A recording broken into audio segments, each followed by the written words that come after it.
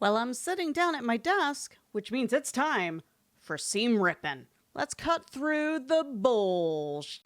I have to say one of the most controversial topics in the sewing world is if you should use bag tags or not. And I say that as someone who loved to troll people on the nest with starting circumcision arguments. Ooh, look at the scary bag tag. It's coming to hurt you. So I try to cover both ends of arguments when I do these seam rip-ins. I'm basically just popping off and giving my opinion on things and my personal approach to whatever the controversial topic of the week is on socials. But with the bag tag argument and not using bag tags, why? I don't get it.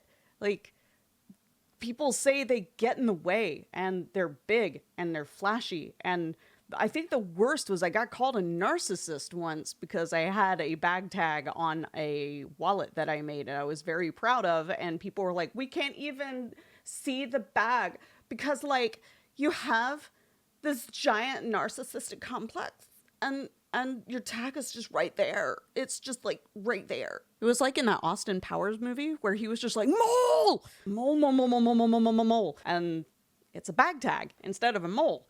And that's super annoying because what makes me or anyone else different from an artist wanting to sign their work? You're making one-of-a-kind items. You should sign them. Absolutely. That's what the tag is for. It's also branding. Branding is important. It makes you appear to be slightly higher value if you have the branding tied to the product that you've made. It's not just about Pablo Picasso and signing a painting. It's not just that. I mean, there is some aspect of it to that. I am signing my work by doing that, at least not in blood that time. It's basically just saying, here I am, this is me, and this product reflects me, my business, and who I am and my values in a lot of ways. Does anybody tell Louis Vuitton they can't put their names on their bags? Even though they literally just use their initials as their fabric? What about Coach? Gucci? I could keep going. Vera Bradley, for crying out loud. Those are quilted bags, for crying out loud. We all make those. Why are they different than us? The answer is they're not. And anybody who argues it is just not seeing the value in their own branding. Maybe they can't get bag tags. Maybe they don't have a company name yet. And that's a them problem, not an us problem. I think the only valid argument that I've heard is that they can be a little obtrusive or flashy. Let's say the colors may clash with the fabric you've selected if you don't have metal tags. Or if you have enamel tags and you didn't go plain enough. I could kind of see that. Or if your tags are 4 inches wide by 4 inches tall. That might be a little excessive. But we're talking about 1 inch. 1 inch. Look at that. 1 inch sitting above Space Mountain. That ain't hurting anybody. And I mean, look, I even have custom zipper pulls, okay? Suck it. Look, branding, branding, branding. Fact moment. The second that I got branding to put on my bags, I started selling more. The perceived value of my products skyrocketed. Why? Professionalism.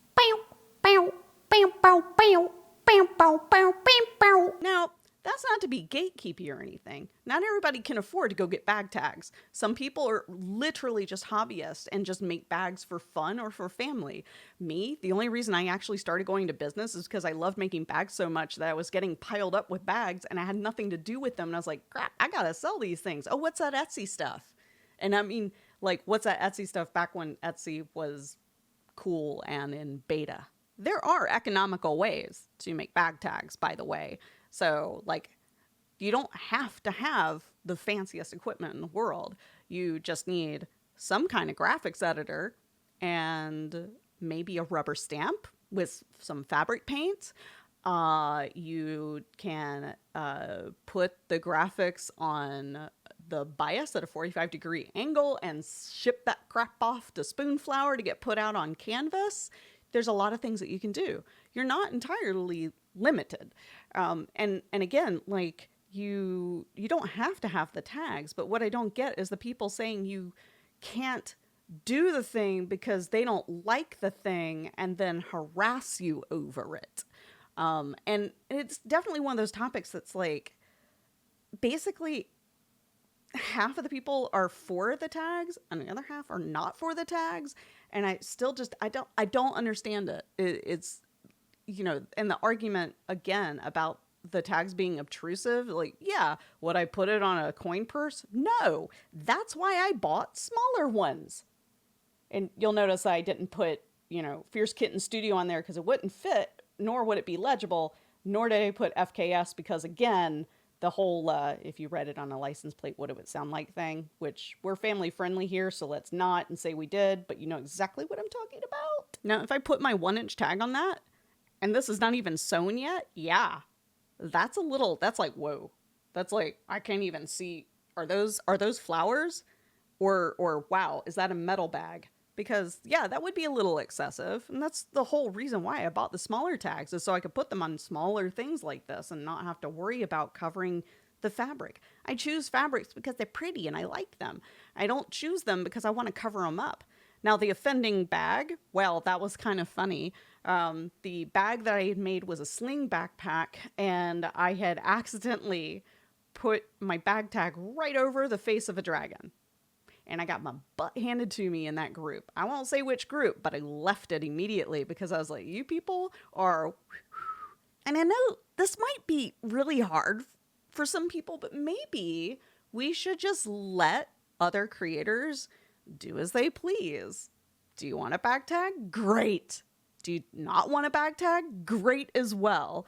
And not say anything.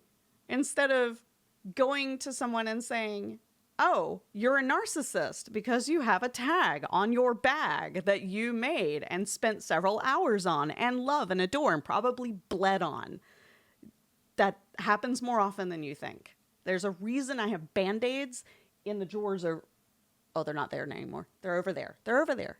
I feel like people's time and energy could be better spent toward giving gentle criticisms only when requested. So if someone posts a bag and they're asking for some feedback, that would be the time to be like, your tag is beautiful, but it's covering the dragon's face. See, that wasn't so hard to say it that way instead of saying, hey, kittens, you're a narcissist. Look at that bag tag. Whoa.